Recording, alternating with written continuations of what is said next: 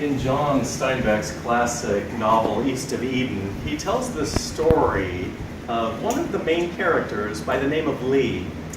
Li is a Chinese man, and he is the servant of another main character in the book, a man by the name of Adam. But Li is not just the servant of Adam, he's also his dear friend, a very close friend, and they're able to share details of their lives with each other. They have a special relationship. Li once told the story of how his family came from China to California. And as he tells the story, I found myself, as I was reading that part of the book, that I was just glued to the book. You know how once in a while you're reading a book and you just can't put it down until you finish a part of it? That's where I was when I was reading the story of Li and how his mother and father risked their lives for him. So Li's dad was living in southeast China, a place called Canton back then, known in China today as Guangzhou. It happens to be where my great-grandfather also migrated from to Hawaii Island. But anyway, Li's dad decided that it was time for him to come to California and to make some money and then go back home honorably, and things would be good at that point.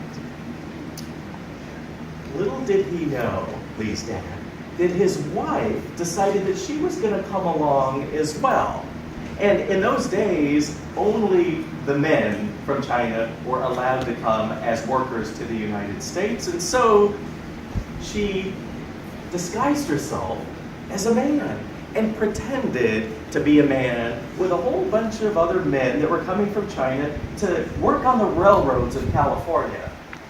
Well, Li's dad had no idea that his wife was on the same boat as him. And one day, she came over and laid next to him and whispered into his ear, and he was just shocked, and he thought, well, this is like suicidal. I mean, the rules are clear, men only, women aren't allowed, we could both be killed. So they decided just to keep it a secret and pretend that his wife was his very quiet nephew. Well, they actually got to California okay, and as they got off the boat, they were all kind of herded like cattle to this camp where they were working on the railroad, when all of a sudden, Li's mother realized she was pregnant. She was not going to be able to hide much longer that she was a woman. And so Li's mom and dad kind of figured out, once we get settled, we're going to put away a little bit of rice every day, and a little bit of this and a little bit of that. And when we just can't hide it any longer, we're going to sneak up to the mountains of California. And of course, it snows up there, but they're thinking, this is our only hope. We would rather go up there with the snow and the wild animals than to live here, because we, if they're nice to us, will just send us back to China dishonorably. But more than likely, they would both be killed, or at least one of them. And as the story is told by John Steinbeck, the Chinese at the time were getting very restless. After being there for a while, several months, they were just getting restless. And right about the time that Li's mom and dad were going to go up to the mountains of California into hiding and have this baby, a boulder rolled down the hill onto his leg and broke his leg. He wasn't going to be able to go, and he knew that she couldn't go by herself. And so he thought, well, I don't know what we're going to do, but we'll do our best and just pray for the best. And his leg was set and it was healing, and for some unfortunate reason, she went into labor early. And he didn't know. He was actually doing what they called lame man's work back then. So if you broke a leg, you still had to work, 10 plus hours a day. And he was pounding nails, sitting there all day long pounding nails, when all of a sudden, he heard one of the Chinese scream in Cantonese, "Woman!" Now, this was the only woman that they had seen for a long time, and the only woman in the camp, and they knew that if they tried to protect this woman, most likely their lives would be in danger as well. And so Li's dad did the best he could. He dropped what he was doing, and he began running towards his wife, only to re-break his leg. He crawled to her. By the time he got there, he realized that the other Chinese in the camp had beaten her to a pulp and left her for dead, she was still breathing, and he, by himself, delivered Li, this little baby. And as Li told the story to Adam in the book, he said, before you hate those men, I want you to know that no man had greater care, or no baby, no child had greater care than I. He said, that entire camp became my mother. See, his mother died immediately after giving birth. And all of the men, those who participated in the murder of Li's mother, and those who just knew about it, were so moved with compassion because Li's dad crawled in pain to save his life and to bring him into the world. They all moved from this place of disdain to this place of utter compassion. And as I read the story, I thought, what is it that moves people from a place of no compassion whatsoever to a place of great compassion? And I think that's a really important question for us to ask at all times. And it seems like in these days, it's maybe more important than ever. As we listen to the news and we hear about people who are refugees, and we hear about people that are without health care, and we hear about people that are suffering and struggling, how can we move ourselves and the people around us from a place of no compassion or very little compassion to be as the people were in the Chinese camp, to be a people of overwhelming compassion? And I think as we ask this question, we need to ask other questions like, what is the role of the government? What is the role of the community? What is the role of the church? And we all might have different answers in terms of what we think is the best way to go about it, but it's so important that we ask those questions and we take both the questions and the answers seriously. I think we have a lot of help from this morning's gospel lesson that Kaylee just read for us. So let's just take a quick look at what's going on in this gospel lesson in Matthew. So you've got a great crowd of people. So let's just take a look at the characters first of all. You've got crowds of people that are coming to hear Jesus and are bringing their sick to be healed by Jesus. And what do we know about these people? They were the poor people, the people on the margins, the people who had no health care, the people who were probably going from daily paycheck to daily paycheck, just hoping to keep their families alive, and living under the Roman Empire as non-citizens. They had no voice in public policy. They had very little hope.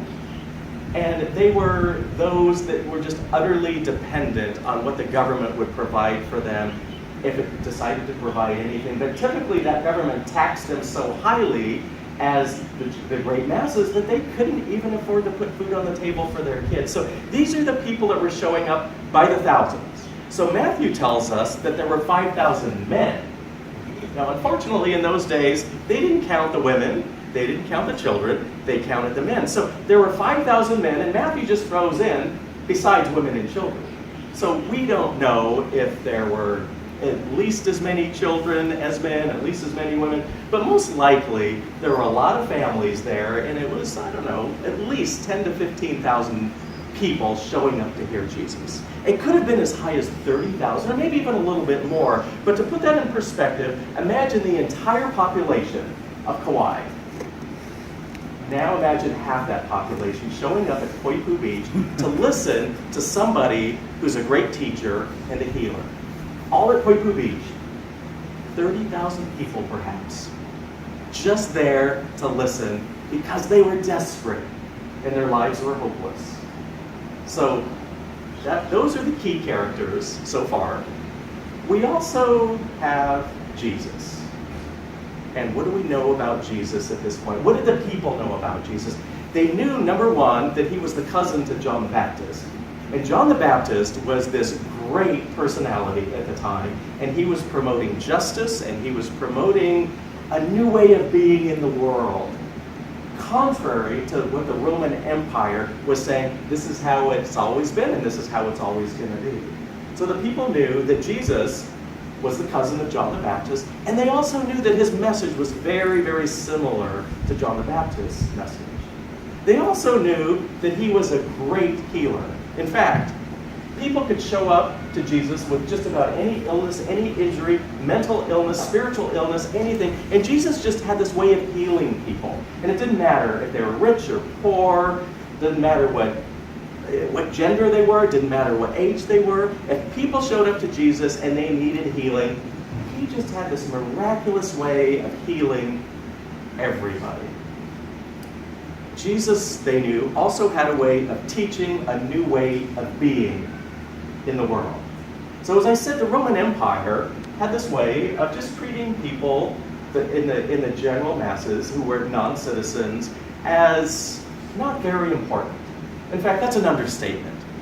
According to the royal family and to the soldiers and to the people that were part of the political powers and the religious powers of the day, didn't really matter to them if you had enough bread to eat or not, if you had health care or not, if you lived or died. It really didn't matter to them because you were seen as either less than human or at least a big step below what the royal family and the Roman citizens were. And yet Jesus came along and talked about an altogether new way of being in the world, and people flocked to him by the thousands.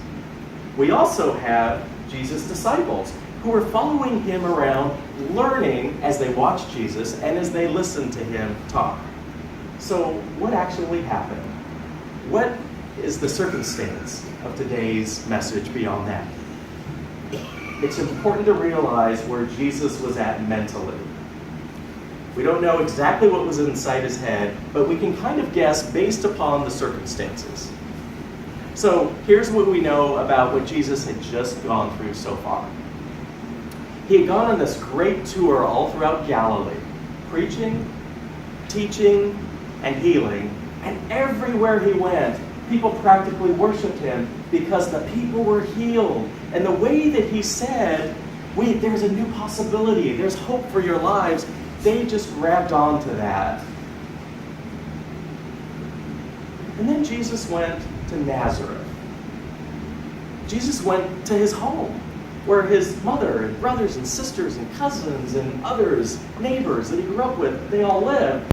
And after being kind of the man of the hour, going home, most likely he was expecting people to say, here's our local boy done good. Jesus, of course, as we know the story, gets home and people are saying, he's just one of us. He's that little kid that grew up around the corner from us. Why should we listen to him? And Jesus realized when he got to Nazareth, that was the one place where he wasn't welcome at all. Now, there's a particular reason why he needed a home at this place probably more than any other time in his life up to this point. John the Baptist was just murdered by Herod. And Jesus knew that they were coming after him next. Now, we sometimes forget that John the Baptist and Jesus were probably very close. John was not only his mentor, but possibly his best friend.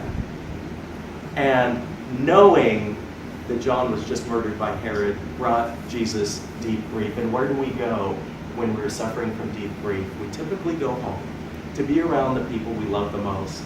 And Jesus went there and he knew he wasn't welcome. He also was just in grief over the fact that his cousin had died and they were coming after him. Jesus was tired. He had just finished this great big grand tour successfully, and he was in grief, and he just wanted some time alone. He wanted some space. And so, as the gospel in Matthew tells us, he got on a boat to leave the people and just to go spend some time alone by himself. But we also know from this morning's lesson, when Jesus got there, the people, the crowd had heard that he was going there, and so they got there before him. And what did he do? With his disciples, he decided, let's just heal him. Now this is Jesus probably at his worst, at his lowest point up till that point, exhausted, in grief, but people needed him. And so he said, okay, let's do our best with what we have. And he healed everybody who showed up and said, we need healing. It was another very long day when Jesus was expecting just some downtime. Now comes the fun part. It's the end of the day, and the disciples are kind of looking at their watches like they had them back then, and thinking, Jesus, it's getting kind of late. It's time to send the people home to eat, send them back to their villages. And they knew that they had enough for them, because Jesus' next question was, well, why don't you feed them? And their response was, well, we have 2 fish and 5 loaves of bread. That's all we have. In other words, we don't have enough. He said, we're talking like 20 or 30,000 people. We can't even count them all. And we just have enough for us. There's not enough to go around. And Jesus probably just took a deep breath and said, bring the food to me. And he blessed the food and said, no, just bring it to the people. And the disciples must have thought he was crazy.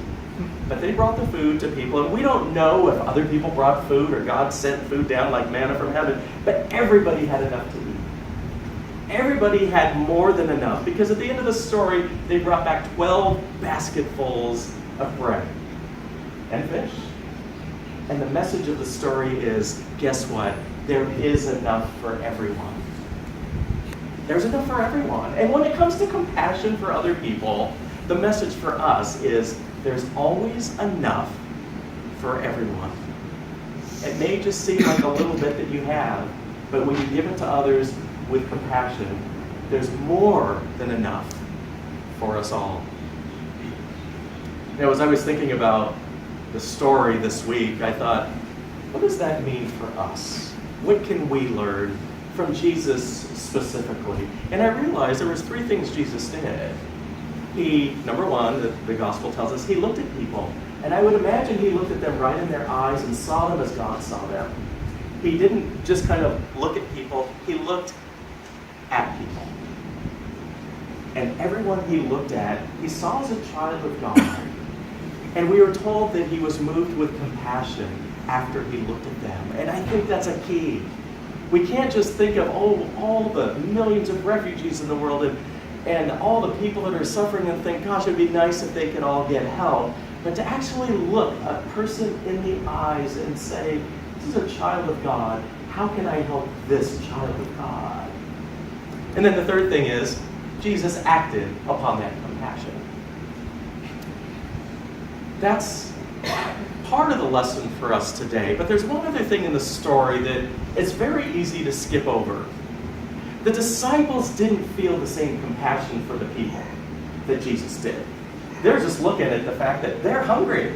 It's dinner time, and there's all these people that are keeping us from dinner. Send them away, Jesus. And Jesus realized that he didn't have compassion for the people like he did, but he taught them to show acts of compassion, even though they didn't feel it. And we know from later stories that because of the disciples showing acts of compassion in this gospel lesson and over again, they eventually were moved with compassion for others. So the lesson for us is, you may not feel a whole lot of compassion for the person you're looking at the moment, but show them compassion anyway, because when you do, eventually you start feeling compassion. I was thinking about Kalani a lot this week because my son left. He's been living with me since the middle of December, and he's now gone. He's on the mainland and won't be coming back for some time. And as I was thinking about Kalani and today's gospel lesson, I was remembering times where we took him to places like the soup kitchen in Salt Lake City when we lived up in Park City, Utah. And we would take him just when he was a little boy. Imagine Polani shorter than me. There was a time when that happened. He's 6'5" now. So anyway, we would take Polani to the soup kitchen and we would feed hungry people and homeless people. And we did things like that over and over again throughout his life, so that by the time he was in high school, he was signing up to go to places like South America to help people. And he still does that. And I know some of you in this congregation do that with your children, and you know that by giving people an opportunity to show compassion, as they grow older, they feel compassion, even if they may not at the beginning. So our lesson today is look at people in the eye, see them as they really are, as God sees them. Allow yourself to be moved with compassion for each person you look at, for each person is a child of God. And if by chance you aren't moved with compassion, show acts of compassion anyway, because I know that when you do, you will be moved with compassion eventually. Thank you very much.